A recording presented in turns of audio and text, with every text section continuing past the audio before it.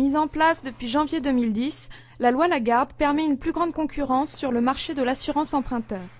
Face aux contrats de groupe proposés par les banques, les assurances tentent de tirer leur épingle du jeu.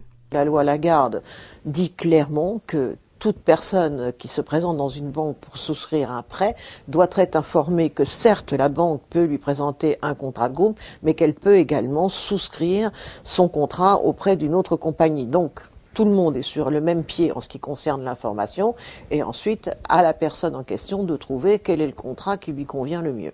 Quand les gens nous appellent, on communique d'entrée de jeu sur la réforme en disant que le seul point sur lequel la banque pourra embêter en fait les clients, c'est sur l'équivalence des garanties. Donc d'entrée de jeu, on parle des équivalences avec notamment tout ce qui concerne les exclusions au niveau du dos notamment et de la dépression. C'est les deux points les plus importants. Si tout le monde est sur un pied d'égalité concernant l'information, seulement certaines catégories de clients bénéficieraient des offres les plus attractives.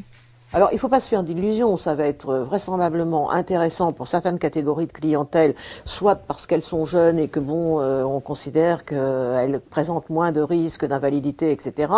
Elle peut également, elle peut également être intéressante pour des personnes qui ont un niveau de solvabilité important. On peut leur faire des conditions entre guillemets préférentielles. C'est vrai que le principe d'une délégation, enfin d'une assurance externe, c'est qu'elle va concerner en général les primo-accédants, c'est-à-dire les gens qui achètent pour la première fois, et bien évidemment c'est des personnes qui sont dans une tranche d'âge, on va dire, en dessous de 40 ans. Le principe d'une délégation, d'une assurance externe, c'est qu'elle va calculer sur le capital restant dû et qu'elle va regarder aussi un certain nombre d'éléments, un certain nombre de critères, et notamment l'âge.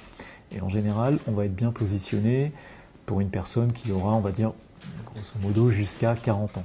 Pour que la loi soit efficace, les banques doivent respecter la volonté de leurs clients. Une pratique qui ne semble pas toujours vérifiée. Il faut quand même admettre que le métier principal des banquiers, c'est de prêter de l'argent. Donc il faudra bien, s'ils veulent prêter de l'argent, passer par ce que leur clientèle veut. Il y a un risque, mais le risque est quand même, quand même très tempéré par le fait de cette obligation, de prêter X millions à une personne. Ça a évolué dans le sens où les banques vous disent quand même que vous avez la liberté de choix, mais étant donné qu'au final elles ont quand même le pouvoir d'accepter ou de refuser le prêt, il y a quand même un rapport de force pour l'instant qui commence à s'inverser, donc c'est une très bonne chose que ce soit mis en place, mais la banque a encore quand même un pouvoir décisionnaire qui est assez important.